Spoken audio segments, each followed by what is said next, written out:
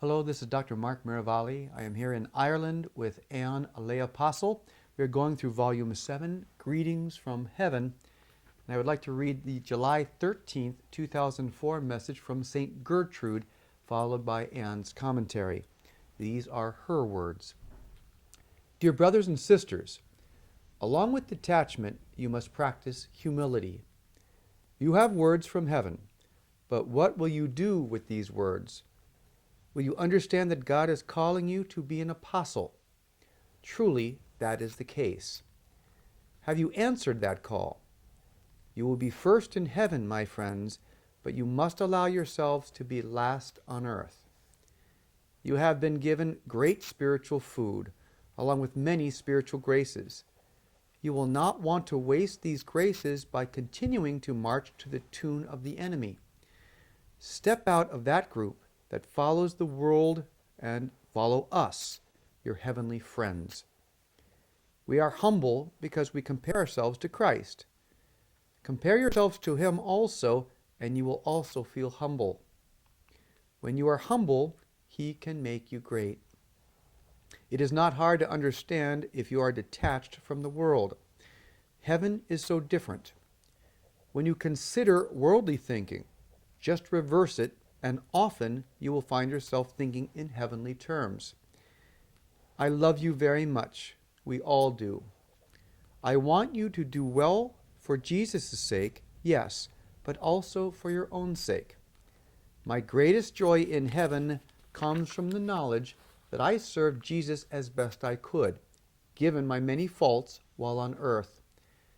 Consider in silence what He wants from you and then do it. Do not delay and say you will serve later, because He is asking you to serve now.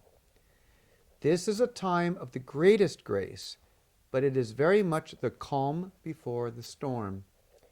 The storm will come, my friends. Of that you must be certain. Jesus, in all of His mercy, is prepared to act.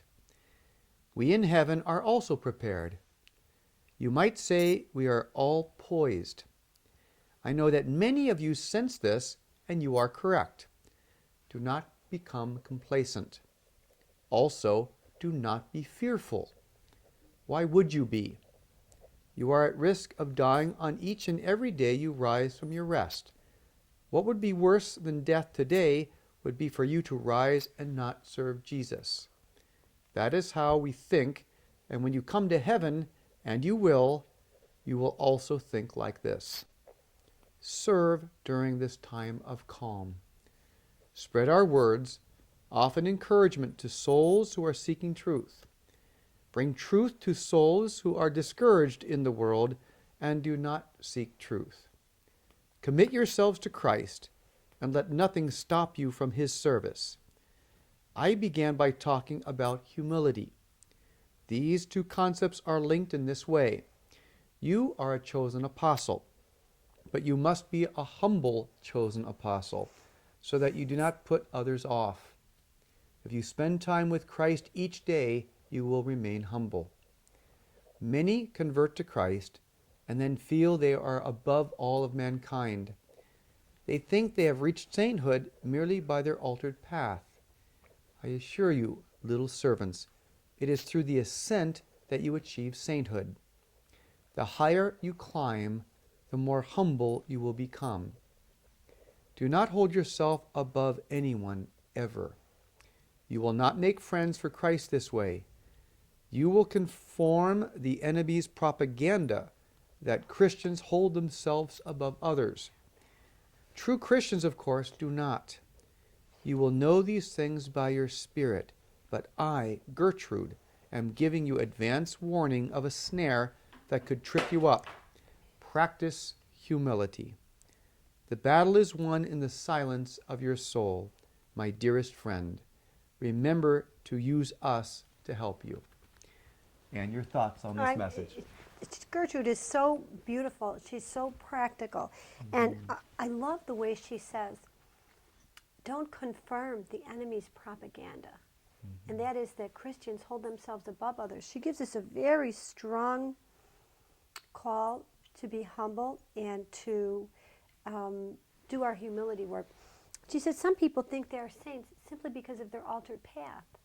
And she said it's not simply by altering your path that you become a saint. It's by the ascent to holiness, doing the hard work in our souls, in the, so it's really a call to humility, and becoming humble.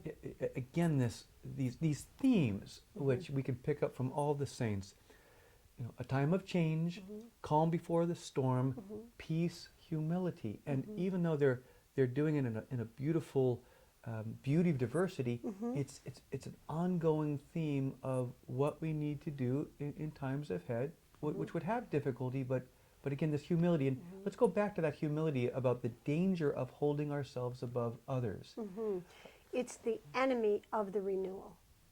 It will lose its friends. We won't draw anyone unless we're humble. And people, particularly people who want to stay in rebellion, they can point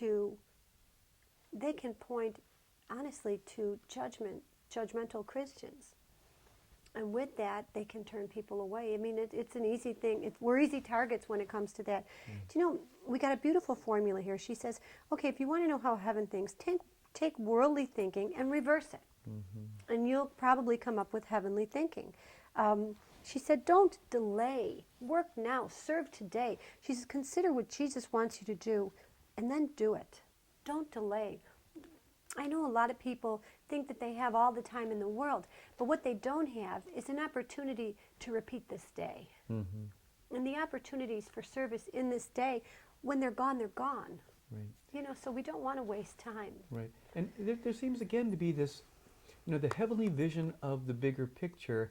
It's like, if you've got to run the race, you've got to run a marathon, you have to start running more and more each day, long before the marathon. That's right. And there is that sense of, things are coming, but we want you now to acquire these virtues, these good habits, and again, this underscoring of humility. And we don't know, none of us, whether or not we will be given tomorrow to serve. Any one of us could be gone today. And so, I mean, this could be the last chance we have to offer something to heaven. She says so beautifully here, she said, when you come to heaven, if you come to heaven, and you will. Now, she is not saying nobody goes to hell, but this is the way the saints talk and the way they think. And they say, like she says, and you will, don't worry. Ultimately, if you love Jesus, you will be in heaven. They're so encouraging.